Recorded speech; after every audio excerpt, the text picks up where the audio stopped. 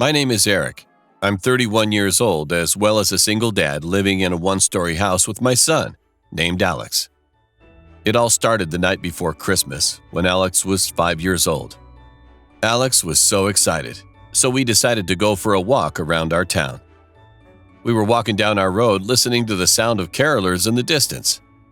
That led us all the way down to the main street. When we came face to face with the three old women singing, I took out my phone trying to record a story for my Instagram, just like other people around us. When I looked down, I saw my son covering his ears. I stopped recording, crouched down, and asked him what was wrong, but he didn't answer. Out of the corner of my eye, I could see the middle woman of the three carolers was giving my son an evil grin with a large, creepy smile. She seemed a little bit weird. Well, it was a chilly December night, so I decided we would head back anyway. When we reached home, my son looked relieved. So I thought he just wanted to go watch TV and catch up on his episode he thought that he might miss.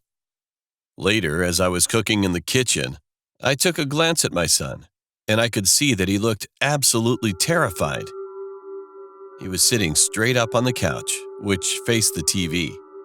There was a large window next to the couch that had the curtains slightly open. Then he sprinted up quickly, ran to me, and just hugged my leg. "Daddy, she's here," he told me with a shivering voice, and I replied, "Who?" He exclaimed back, "The middle woman we saw when we watched the caroling." I quickly looked at the window, and there really was that old lady we saw not too long ago. I closed my eyes for about 1 second, and when I opened my eyes again, she completely vanished. Being freaked out, I called 911 naturally, telling them about what had just happened.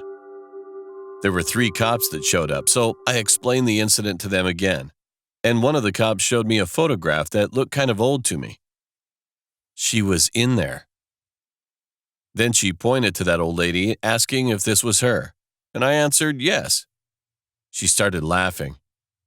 My son looked confused until I asked why she was laughing. She stopped and gave us a kind of serious look this time, but was still smiling. Then she said, "Hey, you know what? I know this is weird, but this woman died 3 years ago, on this exact same day." My heart dropped. That's when my son looked terrified too. I tried to calm him down, but I couldn't believe what was going on. The other 2 cops came inside and said they found no trace of anything while searching. It made no sense. When the cops had left our house, I put my son into his bed and went to my room.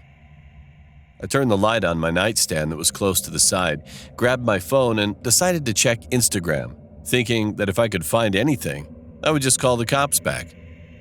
I opened my story, and to my surprise, I couldn't find that old lady in there. I checked another story, and then checked another again. But in fact, it was just 2 women there singing.